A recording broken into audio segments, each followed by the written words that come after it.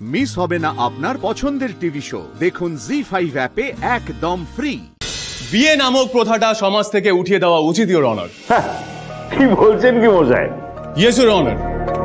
বিয়ের মতো পবিত্র সম্পর্কের ফায়দা উঠিয়ে সমাজের আজও কিছু মানুষ শুধুমাত্র বৈবাহিক সম্পর্কের জেরে অন্যায় কাজ চালিয়ে যাচ্ছে। উনি ওনার স্ত্রীর ওপরে অকথ্য অত্যাচার করতেন, কারণ বৈবাহিক জীবনে নাকি এইসব করা যায়। আপনি বলুন, এই অত্যাচার কি প্রাপ্য আমার মক্কেলের? তাই আমি আবেদন করছি এই ডিভোর্স গ্রান্ট করা হোক, আর আমার মক্কেলকে খোরপোশ পাই দেওয়া হোক। খোরপোশ? আমি কোনো খোরপোশ দিতে পারবো না। আলবাদ দেবেন। যখন অত্যাচার করতেন তখন মনে ছিল না?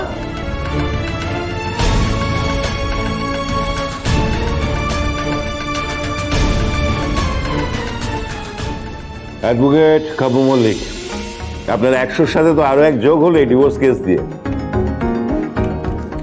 Divorce granted.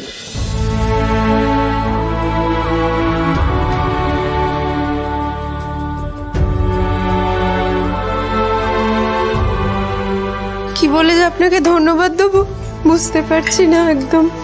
আপনি আমার জীবনটা বাঁচালেন। ভালো থাকুন। আপনার ভালো হোক, ভগবান আপনার মঙ্গল করুক।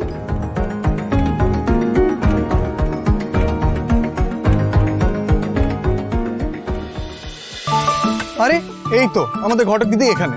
আমরা কোথায় কোথায় খুঁজছি বল তোকে। তাই তুই চল, আজ তোকে সংবর্ধনা দেওয়া হবে, চল।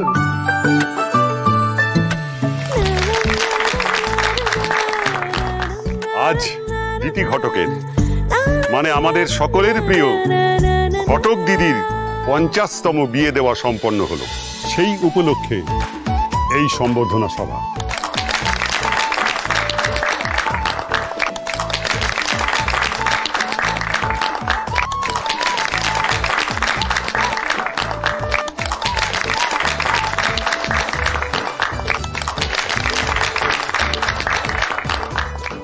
বাবা বিয়ের ঘটকালি করতো আর বলতো, ঠাকুর জোড়ায় জোড়ায় ঠিক করে রেখেছে রে মা, কার ঘরে কে যাবে, কার হাড়িতে কার ভাত চড়বে, সব আগে থেকে ঠিক করা। আসলে ওপরওয়ালা তো খুব ব্যস্ত, তাই আমাদের ঘটকদের কাজ হলো ওই জোড়ায় জোড়ায় বর বউকে মিলিয়ে দেওয়া, ব্যাস ওইটুকুই। ভগবানের দেওয়া কাজ বড়ই পুণ্যের কাজ। তবে আজ একটা মনের কথা বলি। বলো ওস্তাদ, বলো বলো। হ্যাঁ বলো বলো। আমি বলছিলাম, মনের মানুষের সঙ্গেও কিন্তু ঝগড়া অশান্তি সব হয়, হতেই পারে। বিয়ের পর একটু আধটু ঝগড়া সবার হয়, আসলে দুটো মানুষ তো আলাদা, তাই না? কিন্তু সেই ঝগড়া বাড়তে না দিয়ে নিজেদের মধ্যে মিলমিশ করে নিলেই দেখবে সব শান্তি। আর মিলমিশ হবে কিসে? দুজন দুজনকে ভালোবাসলে আর সম্মান করলে, তখন দেখবে বিয়ের চেয়ে ভালো আর কিচ্ছু হয় না। আমার একটা প্রশ্ন আছে দিদি প্রিয়াকে। আচ্ছা, তুমি যে এত জোড়ায় জোড়ায় বিয়ে দিচ্ছ, তোমার জুড়িটি কোথায় আছে? তুমি কবে বসবে বিয়ের পিঁড়িতে? বিধাতা যাকে ঠিক করে রেখেছে তাকে যখন পাঠাবে আমি তখনই বসবো বিয়ের পিঁড়িতে।